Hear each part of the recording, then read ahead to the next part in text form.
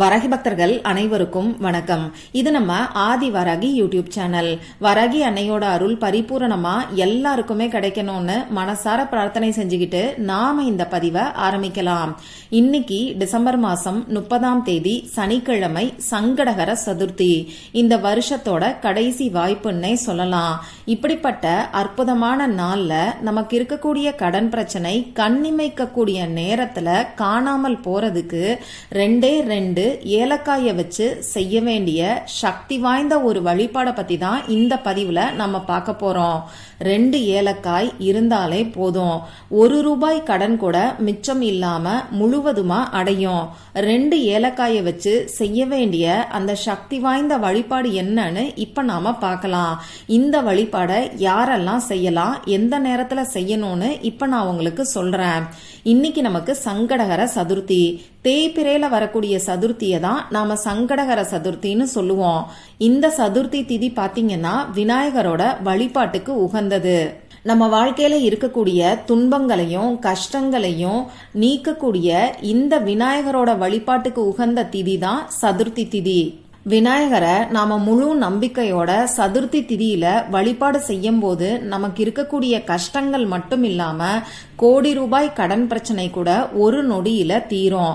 அந்த வகையில நமக்கு இருக்கக்கூடிய கடன் பிரச்சனை தீர்றதுக்கு இன்னைக்கு விநாயகருக்கு செய்ய வேண்டிய ஒரு வழிபாடை பத்தி தான் இப்ப நான் உங்களுக்கு சொல்ல போறேன். நம்ம வீட்டிலேயே எளிமையான முறையில செய்ய வேண்டிய ஒரு வழிபாடை பத்தி தான் பார்க்க போறோம். அதே சமயம் ரொம்ப ரொம்ப சக்தி வாய்ந்த வழிபாடுன்னே சொல்லலாம். இந்த 2023வது வருஷத்தோட கடைசி சங்கடகர சதுர்த்தி இன்னைக்கு நமக்கு இருக்கு. இந்த சதுர்த்தி திதி காலையில 9:57 நமக்கு ஆரம்பமாகுது. அதனால இப்ப நான் சொல்ல போற இந்த வழிபாட உங்க வீட்ல பூஜை அறையில இன்னைக்கு சாயங்காலம் 5 மணிக்கு மேல 8 மணிக்குள்ள இருக்கக்கூடிய இடைப்பட்ட நேரத்துல நீங்க செய்யுங்க. இன்னைக்கு இந்த வழிபாட செய்ய முடியாதவங்க வேற எப்பெல்லாம் செய்யலாம்னு பாத்தீங்கன்னா, ஒவ்வொரு மாசமும் வரக்கூடிய சங்கடகர சதுர்த்தி நாள்ல, அதாவது தேய்பிரை சதுர்த்தி திதியில இந்த வழிபாட நீங்க செய்யலாம். சுத்தமா இருக்கிறவங்க மட்டும்தான் இந்த வழிபாட செய்யணும். இன்னைக்கு நீங்க அசைவம் சாப்பிட்டு இருந்தீங்கன்னா இந்த வழிபாட செய்ய வேண்டாம். பெண்களுக்கு மாதவிடாய் சமயமா இருந்தாலும் இந்த வழிபாட இன்னைக்கு நீங்க செய்ய வேண்டாம். பிறப்பு தீட்டு இறப்பு தீட்டு இருக்கிறவங்களும் செய்யக்கூடாது. அதே மாதிரி இந்த வழிபாடுக்கு நமக்கு 2 ஏலக்காய் மட்டும் போதும். வேற எந்த பொருட்களும் தேவை கிடையாது. இப்ப நான் சொன்ன குறிப்பிட்ட நேரத்துல உங்க பூஜை அறைய நீங்க ரெடி பண்ணிக்கோங்க. எப்பையும் போல பூஜை அறையில இருக்கக்கூடிய சுவாமி படங்களுக்கு பூக்களால அலங்காரம் பண்ணிட்டு நீங்க எப்பையும் ஏத்தி வைக்கக்கூடிய விளக்க ஏத்தி வச்சுக்கோங்க. இப்போ உங்க பூஜை அறைக்கு முன்னாடி ஒரு விரிப்பையோ மனை பலகையோ சேரையோ போட்டு நீங்க உட்கார்ந்துக்கோங்க. 2 ஏலக்காய்களை ரெடியா நீங்க எடுத்து வச்சுக்கோங்க. ஒரு சில ஏலக்காய்கள்ல உள்ள விதை இல்லாம இருக்கும். அந்த மாதிரி இல்லாம நல்ல பச்சை நிறத்துல விதைகள் இருக்கக்கூடிய ஏலக்காயா பார்த்து எடுத்துக்கோங்க. நாம செய்யக்கூடிய வழிபாடுகளுக்கும் பரிகாரங்களுக்கும் நாம நல்ல நிலையில இருக்கக்கூடிய பொருட்களை தான் பயன்படுத்தணும். ஏன்னா அந்த பொருட்களுக்கு தான் ஈர்ப்பு சக்தி அதிகமா இருக்கும். சுருங்கி போன பழைய பொருட்களை நாம பயன்படுத்தும் போது அதனுடைய சக்தி கொஞ்சம் கம்மியாகும். அதனாலதான் நல்ல பச்சை நிறத்துல இருக்கக்கூடிய விதைகள் இருக்கக்கூடிய ஏலக்காயா பார்த்து எடுத்துக்க சொல்லி இப்ப நான் உங்களுக்கு சொல்லியிருக்கேன். இப்போ இந்த 2 ஏலக்காயையும் என்ன பண்ணணும்னு பாத்தீங்கன்னா, உங்க வாயில வலது பக்கத்துல ரைட் சைட்ல நீங்க வச்சுக்கோங்க.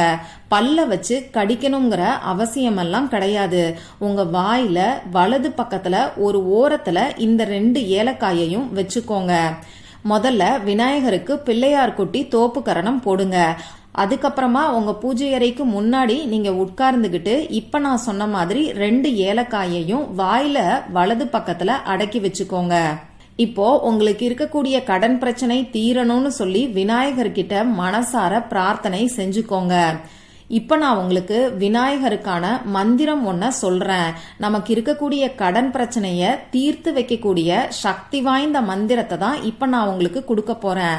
அதே சமயம் ஒரே ஒரு வரி மந்திரம் தான் இது. அந்த மந்திரம் என்னங்கிறது உங்களுக்கு இப்போ ஸ்கிரீன்ல தெரியும். நானும் சொல்லி காமிக்கிறேன். ஓம் கணேஷ ருணம் சிந்தி வரேண்யம் ஹூம் நம பட். ஓம் கணேஷ ருணம் சிந்தி வரேண்யம் ஹூம் நம பட். ஓம் கணேஷ ருணம் சிந்தி வரேண்யம் ஹூம் நம பட். இந்த மந்திரத்தை இங்கிலீஷ்லயும் தமிழ்லையும் நான் உங்களுக்கு ஸ்கிரீன்ல கொடுத்துருக்கேன். ஏன்னா இப்ப ரீசண்டா நிறைய பேரு மந்திரத்தை இங்கிலீஷ்ல கொடுங்கக்கான்னு சொல்லி கேக்குறீங்க. உங்களுக்காக தான் இந்த மந்திரத்தை இங்கிலீஷ்லயும் நான் ஸ்கிரீன்ல கொடுத்துருக்கேன். அதை பார்த்து தெரிஞ்சுக்கோங்க. இந்த மந்திரம் ரொம்ப ரொம்ப எளிமையா எல்லாராலையும் சொல்ல முடியும்.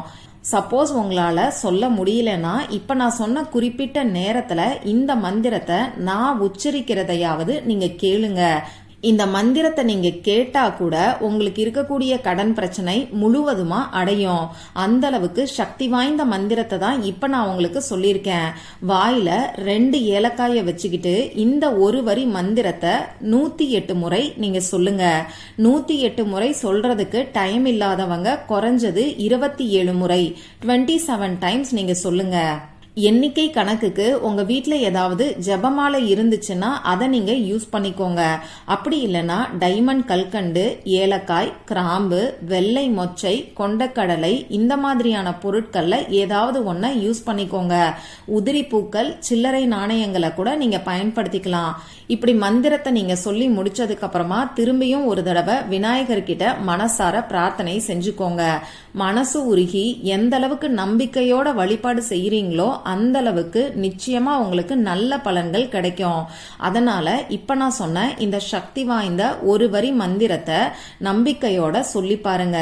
இப்போ மந்திரம் சொல்லி நீங்க பிரார்த்தனை செஞ்சு முடிச்சதுக்கு அப்புறமா உங்க வாயில இருக்கக்கூடிய ஏலக்காய்களை ஒண்ணு நீங்க அப்படியே சாப்பிட்டு முழுங்கிடலாம். அப்படி இல்லைன்னா அந்த ஏலக்காய்களை நீங்க துப்பிடுங்க. ஒரு சிலருக்கு ஏலக்காய் விதைகள் சாப்பிட்றதுக்கு பிடிக்கும், அந்த தோல் மட்டும் சாப்பிட்றதுக்கு பிடிக்காது. அப்படி இருக்கிறவங்க ஏலக்காய் விதைகளை மட்டும் சாப்பிட்டுட்டு அந்த தோலை கூட நீங்க தூக்கி குப்பையில போட்டுடலாம். இது உங்க வசதிக்கேற்ப நீங்க செஞ்சுக்கோங்க. இப்படி வாயில ஏலக்காய்களை வச்சுக்கிட்டு நீங்க மந்திரத்தை உச்சரிக்கும் போது இந்த மந்திரத்தோட அதிர்வலைகள் ரொம்ப நேரத்துக்கு உங்களை சுத்தி இருக்கும். இவ்வளவுதான் இன்னைக்கு நீங்க செய்ய வேண்டிய வழிபாடு. ரொம்ப ரொம்ப எளிமையான வழிபாடை தான் இப்ப நான் உங்களுக்கு சொல்லியிருக்கேன். அதே சமயம் இந்த மந்திரத்தை சாதாரணமா நீங்க நினைக்காதீங்க. ரொம்ப ரொம்ப சக்தி வாய்ந்த மந்திரம். இந்த மந்திரத்தை நம்பிக்கையோட சொல்லி பாருங்க. நிச்சயமா உங்களுக்கு இருக்கக்கூடிய கடன் பிரச்சனை குறைய ஆரம்பிக்கிறத நீங்களே உணர்வீங்க. அதே மாதிரி உங்களுக்கு கிடைக்கக்கூடிய ரிசல்ட்டை மறக்காம எனக்கு ஷேர் பண்ணுங்க.